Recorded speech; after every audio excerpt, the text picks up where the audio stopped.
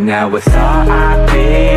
because it's over and you're dead to me. You just a memory that I can't break, but I can't shake the ghost that you left behind here.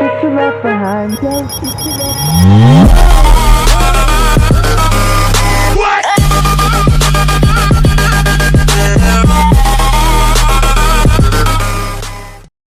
You're dead to me. Tell me this. When is it you decided to turn? Welcome to episode 3 of the Mini Maxing series. Thank you for making it this far. Hey, excuse me, sir. You're stealing my spotlight here? Anyways, as I was saying, if you have enjoyed the series so far, consider dropping a like and letting me know, because it totally keeps me motivated to keep making these videos. This episode has a heavy focus on prayer training, utilizing 3 different methods, along with quite a bit more sepulcher, but don't worry, I will spare you the boring parts and only show you the highlights. Spoiler alert, we do receive something very special, so stick around to the end to see. As I mentioned in the previous video, I also wanted to mix it up out at the Chaos Altar, so this time I brought a tanking setup and noted bones. I've never tanked before, and I knew it would be fun, and a challenge that I could definitely learn from. So with that, let's get right into it.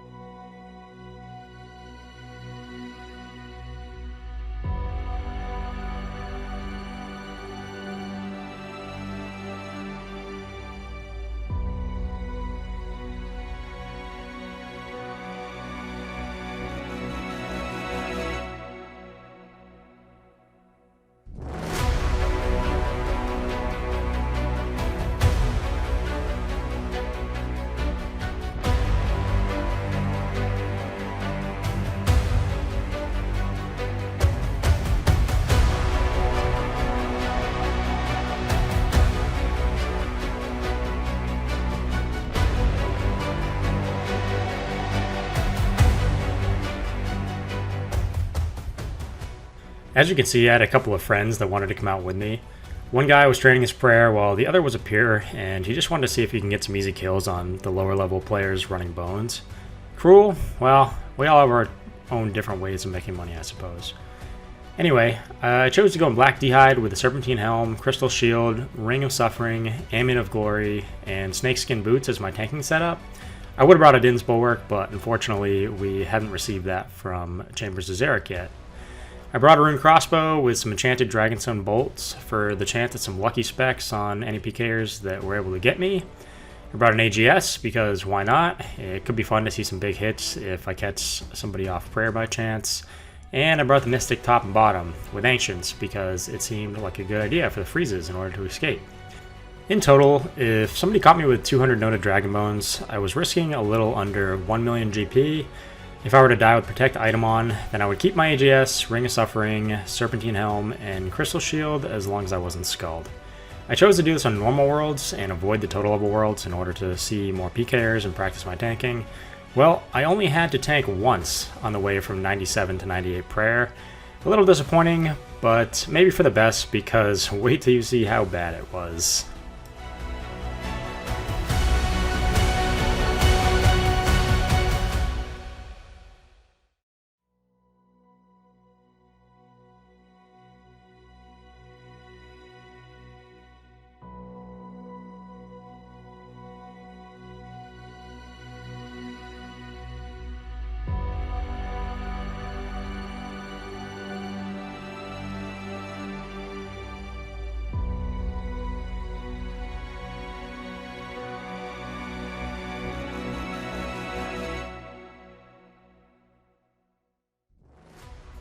Well, we made it, but let's just take a look at this real quick. Right away, we see that all my stats are in the 40s here, and then I spec with an AGS, hit a 3. I probably should have mixed in a couple of Super Restore sips in with my Sarah Brews. I'm continuing to pray Mage, where I probably should have switched to range, but I didn't notice the freeze timer on Runelight at the time, so I was constantly off prayer, clicking on the minimap and just trying to move. Once I finally got moving, I had Range Pray and Piety up and should have swapped to Mage and Augury, and the rest was basically more the same. Definitely got my adrenaline going, and I plan on doing the remainder of my Chaos Altar grind with this setup. I just wanted to show you real quick how I've been getting my Dragon Bones in my downtime. Basically, I teleport to the Myth Guild using the Mythical Cape and click to enter the Mythic statue. Once inside, you run around to the Blue Dragon area, and Runelight has already marked this spot on the ground, and that's where I place my cannon. When using the lance, I seem to be fine without any food and just bring in an anti-dragon shield. I would pray melee until it ran out, and usually I was pretty close to a full inventory of bones. The green dragons are a bit quicker to kill, but this was more AFK for me, and I would typically just do it on my iPad in the evenings while I was watching a show. Yes, Quizmaster, I will take your challenge.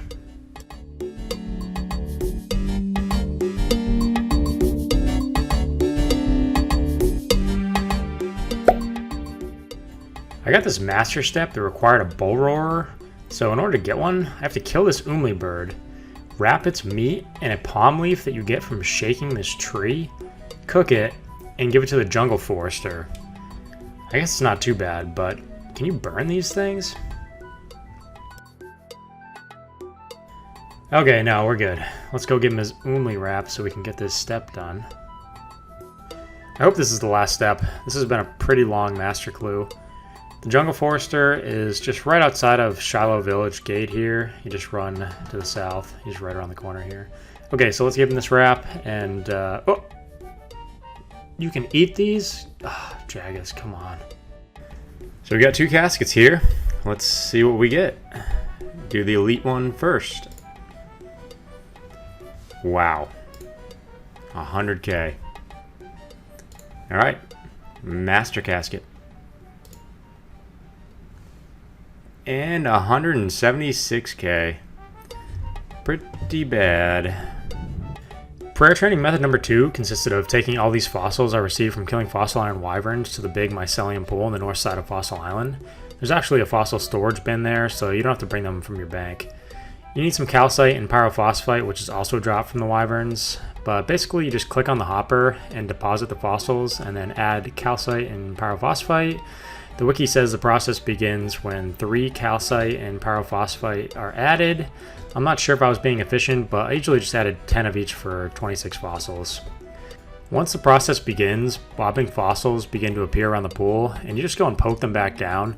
It's pretty easy. I usually just go and poke the fossil that's bobbing and then run right back to the little wooden bridge, so I'm kind of in the middle waiting for the next one to pop up. Once the progress bar has emptied all the way, the process has completed, and you just go to the north side and open the sluice gate and then click on the rinsing pool to collect your enriched bones.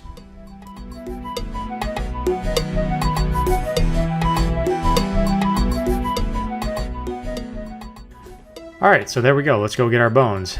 You can get small enriched bones for small fossils, medium enriched bones for medium fossils, large enriched bones for large fossils, and also rare enriched bones for rare fossils.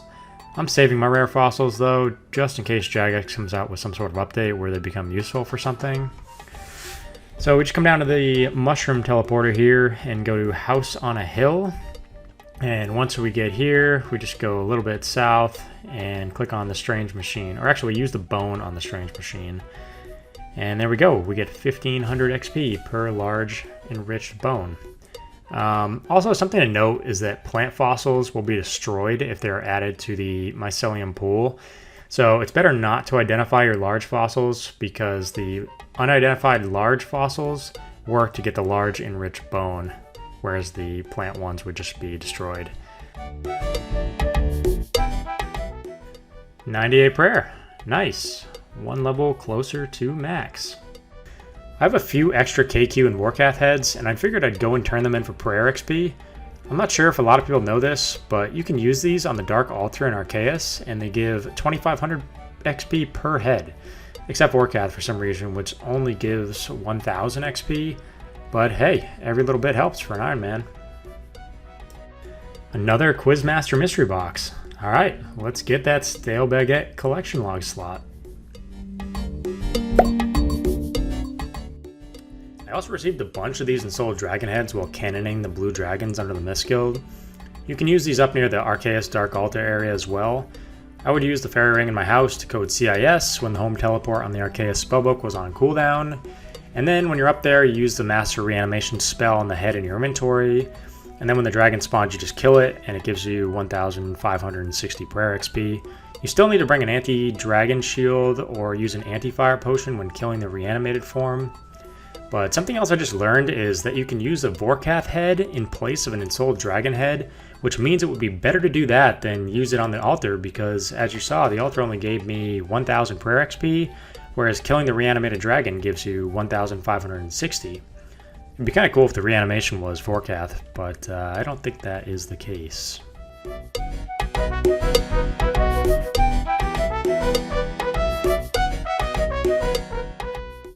Well, it happened. I ran out of seeds to farm, so instead of doing like 2 hours of Master Farmer at once, I've been spending like 5 to 10 minutes after each herb run pickpocketing this guy in the farming guild. It's not bad because I have about 1 hour to do whatever I want in between herb runs, like telegrab Wands of Zami or get red spider's eggs, which can be kind of brutal to do for more than 1 hour anyways, so it kind of mixes it up a little bit and breaks up certain grinds. I need to bank about 200,000 more XP in herbs in order to have 99 banked, so we are getting close.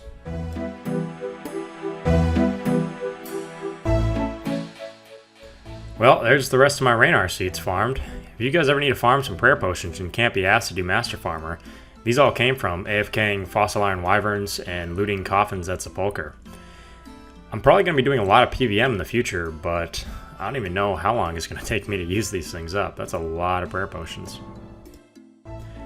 Hey, 98 Herblore. Alright. That's actually really nice, because now we can make the super extended anti-fires without having to boost with a garden pie. I'm not sure what the super anti-fire mixes are, but you guys can let me know. Hey, third time's the charm. What do we get? 1 body rune.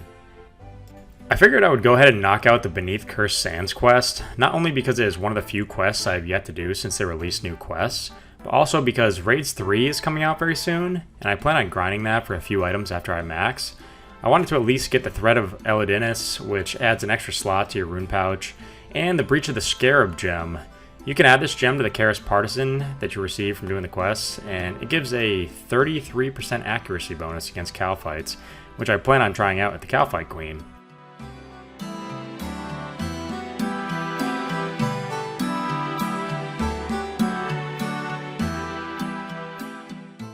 The boss fights in this quest were pretty easy, honestly. The first guy just stood there and meleeed him and tanked his hits with some food, and this guy just used the blowpipe and ran around outside of his melee range. I do have 99 range, but I forgot to bring a range bot, and it was still no problem at all. And time for the last boss. As you can see, I took my best melee setup for this guy. He spawned some ads you need to kill, but the biggest thing to watch out for is his red lightning attack, which you can just step behind him to take no damage. Other than that, he seemed to just go down pretty quick.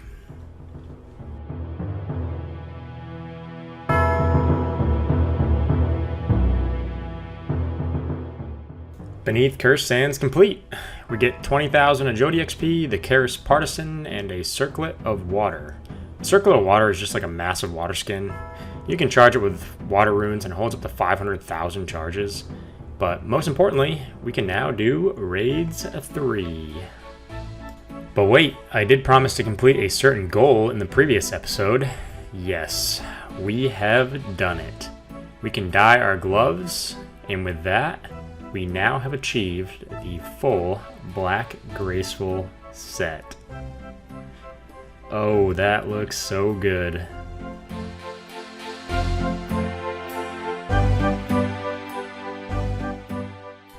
No way.